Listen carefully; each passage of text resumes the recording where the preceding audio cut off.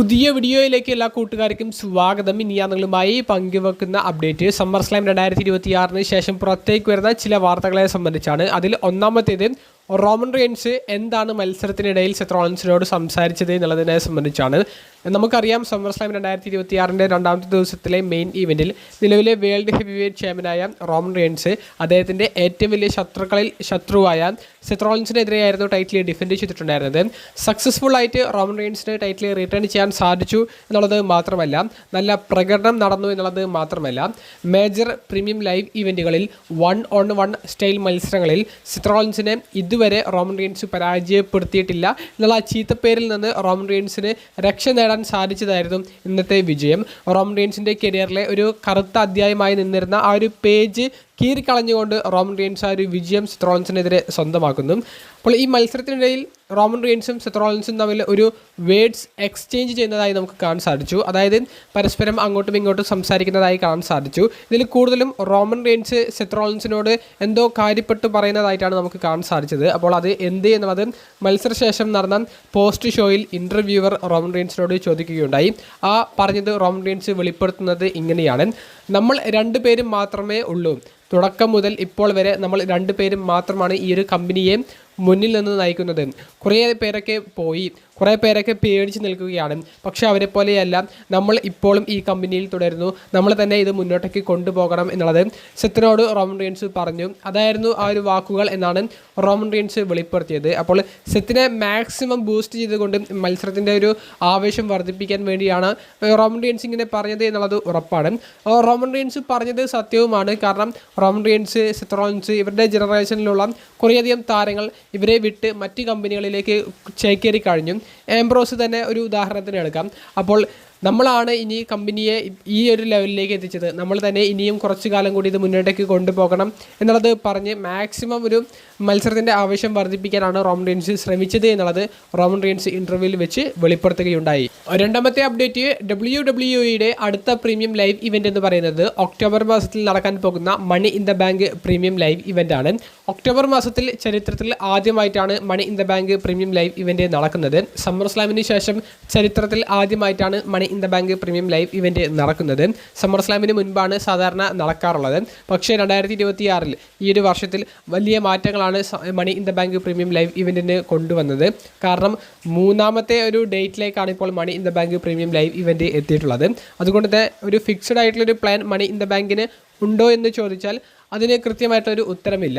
കാരണം ആരെ വിജയിപ്പിക്കണം, എങ്ങനെ സ്റ്റോറി കൊണ്ടുപോകണം എന്നുള്ളതിനെ സംബന്ധിച്ച് ക്രിയേറ്റീവ് ടീമിനിടയിൽ ഇപ്പോഴും ആശയക്കുഴപ്പമുള്ളതായി നമുക്ക് കേൾക്കാൻ സാധിക്കുന്നുണ്ട്.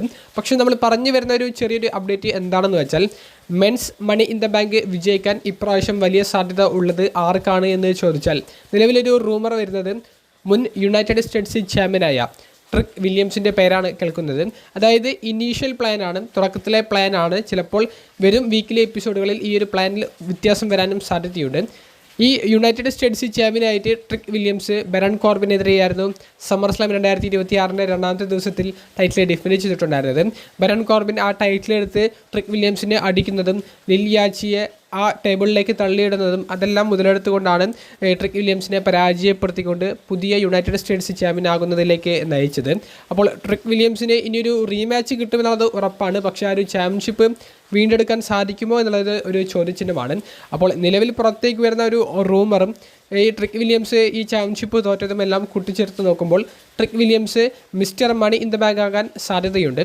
ട്രിക് വില്യംസിനെ പോലെയുള്ള ഒരു താരം മണി ഇൻ ദ ബാങ്ക് വിജയിച്ചാൽ അത് എങ്ങനെയുണ്ടായിരിക്കും? നിങ്ങളുടെ അഭിപ്രായം കമൻറ്റ് ബോക്സിൽ രേഖപ്പെടുത്തുക. കാണികളുടെ ഭാഗത്ത് നിന്ന് നല്ലൊരു സപ്പോർട്ടുണ്ട്. പക്ഷേ സ്റ്റോറി ലൈൻ വൈസ് നമ്മൾ നോക്കിയാൽ ട്രിക് വില്യംസിൻ്റെ ക്യാരക്ടറിന് ഈ ഒരു മണി ഇൻ ദ ബാങ്കിൻ്റെ ആവശ്യമുണ്ടോ? നിങ്ങളുടെ പ്രതികരണം എന്തായാലും കമൻറ്റ് ബോക്സിൽ രേഖപ്പെടുത്തുക. മൂന്നാമത്തെ അപ്ഡേറ്റ് സ്മാക്ഡൗൺ ജനറൽ മാനേജറായ നിക് ഓൾഡിസിനെ സംബന്ധിച്ചാണ്. ഇന്നലെ സമ്മർ സ്ലാമിൻ്റെ ആദ്യ ദിനം കഴിഞ്ഞതിന് ശേഷം ഞാനൊരു ചെറിയൊരു അപ്ഡേറ്റ് പങ്കുവച്ചിട്ടുണ്ടായിരുന്നു. ട്രിപ്പിൾ എച്ച് നിക് ഓൾഡിസിൻ്റെ റിംഗ് ഫ്യൂച്ചറിനെ സംബന്ധിച്ച് നെവർ സേ നെവർ എന്നാണ് പറഞ്ഞിട്ടുള്ളത്. അതായത് ഒന്നും ഉറപ്പിച്ച് പറയാൻ സാധിക്കില്ല എന്നുള്ളത്. നിലവിൽ ഫൈറ്റ്ഫുൾ സെലക്ട് ഒരു റിപ്പോർട്ട് പങ്കുവച്ചതും ഇത്തരത്തിൽ തന്നെയാണ്. നിക് ഓൾഡിസിൻ്റെ സമ്മർ സ്ലാം 2026 കഴിഞ്ഞ മത്സരം അദ്ദേഹത്തിൻ്റെ WWE കരിയറിലെ ഏക മത്സരമായിരിക്കില്ല എന്നാണ് ഫൈറ്റ്ഫുൾ സെലക്ട് നിലവിൽ റിപ്പോർട്ട് ചെയ്യുന്നത് നിക്ക് ഓൾഡിസ് ഇനിയും മത്സരിക്കാൻ ഇറങ്ങുമെന്നുള്ളതും ഉറപ്പായിട്ടുണ്ട്. ആദ്യ ദിവസത്തിൽ മാത്രം നിക്ക് ഓൾഡിസിൻ്റെ റോള് സമ്മർസ്ലാമിൽ അവസാനിച്ചിട്ടുണ്ടായിരുന്നില്ല. രണ്ടാം ദിനത്തിലും നിക്ക് ഓൾഡിസ് ആക്റ്റീവായി തന്നെ ഉണ്ടായിരുന്നു. ഓപ്പണിംഗ് മാച്ചിൽ കെവിൻ ഓവൻസിനെയും ഗുന്തറിനെയും ആഡ് ചെയ്തുകൊണ്ട് നമ്പർ 1 കണ്ടൻഡേഴ്സ് മത്സരം ഫേറ്റ്ഫുൾ ഫോർവേ ആക്കുന്നതും നിക്ക് ഓൾഡിസ് തന്നെയാണ്. ആ ജനറൽ മാനേജർ പൊസിഷൻ തിരികെ കിട്ടിയതിന് ശേഷം നിക്ക് ഓൾഡിസ് എടുക്കുന്ന ആദ്യത്തെ തീരുമാനവും ഈ 2 പേരെ ആഡ് ചെയ്യുക എന്നുള്ളതായിരുന്നു. അതിൽ കെവിൻ ഓവൻസ് വിജയം കരസ്ഥമാക്കുകയും ചെയ്തു. ചിലപ്പോൾ സാമി സെയ്നോ ഫിൻ ബലറോ ഇതിനെ ചൊല്ലി നിക്ക് ഓൾഡിസുമായിട്ടുള്ളൊരു പ്രശ്നമുണ്ടാക്കാൻ സാധ്യതയുണ്ട്. മിക്കവാറും സാമി സെയ്ൻ്റെ ഭാഗത്തു നിന്നുള്ള വലിയൊരു പ്രശ്നം വരാൻ സാധ്യതയുണ്ട്. പക്ഷേ കെവിൻ ഓവൻസ് ആണ് വിജയിച്ചത് എന്നുള്ളത് കൊണ്ട് തന്നെ കെവിൻ ഓവൻസും സാമി സെയ്നും തമ്മിലുള്ള ആ ഒരു ഫ്രണ്ട്ഷിപ്പിൻ്റെ കഥ നമുക്കറിയാം. അപ്പോൾ സാമി അത് വലിയ ഇഷ്യൂ ആക്കുമോ എന്നുള്ളത് കണ്ടു തന്നെ അറിയേണ്ടതാണ്. എങ്ങനെയെങ്കിലും നിക്ക് ഓൾഡിസ് ഒരു മത്സരത്തിന് കൂടി WWE റിംഗിലേക്ക് ഇറങ്ങിയേക്കുമെന്നാണ് ഫൈറ്റ്ഫുൾ സെലക്ട് റിപ്പോർട്ട് ചെയ്യുന്നത്. പക്ഷേ അത് എന്നാണെന്നോ ആർക്കെതിരെയാണെന്നോ എന്നുള്ളതിനെ സംബന്ധിച്ച് ഇനി വരും വീക്ക്ലി എപ്പിസോഡ്സിൽ മാത്രമേ അറിയാൻ സാധിക്കുകയുള്ളൂ. 4മത്തെയും അവസാനത്തേതുമായിട്ടുള്ള ഒരു അപ്ഡേറ്റ്, റോമൻ റെയിൻസും സെത്ത് റോളിൻസും ആ ഒരു ഫിസ്റ്റുകൾ വെച്ചത് ജസ്റ്റ് ഷീൽഡിൻ്റെ ഓർമ്മ പുതുക്കുന്നതിന് വേണ്ടിയാണ്, ഷീൽഡിലെ മുൻ മെമ്പേഴ്സ് ആയതുകൊണ്ടാണ് എന്ന് മാത്രമാണ് നിങ്ങൾ വിചാരിക്കുന്നത് എന്നുണ്ടെങ്കിൽ അവിടെ യഥാർത്ഥ പ്ലാൻ മറ്റൊന്നായിരുന്നു എന്നാണ് എനിക്ക് പങ്കുവെക്കാനുള്ളത്. അത് എന്താണെന്ന് നമുക്ക് വിശദമായിട്ട് നോക്കാം. ട്രിപ്പിൾ എച്ചിൻ്റെ വലിയൊരു പ്ലാൻ ആണ് ഈ ഒരു സെത്ത് റോമൻ മത്സരത്തിലൂടെ ട്രിപ്പിൾ എച്ച് നമുക്ക് മുന്നിലേക്ക് ഇട്ടിട്ടുള്ളത്. ട്രിപ്പിൾ എച്ച് നമ്മളെ ഉദ്ദേശിക്കുന്നതിനേക്കാൾ അത് മറ്റൊരാളെയാണ് ഉദ്ദേശിച്ചിട്ടുള്ളത്. അത് മറ്റാരുമല്ല, ഡീൻ ആംബ്രോസ് ആണ്.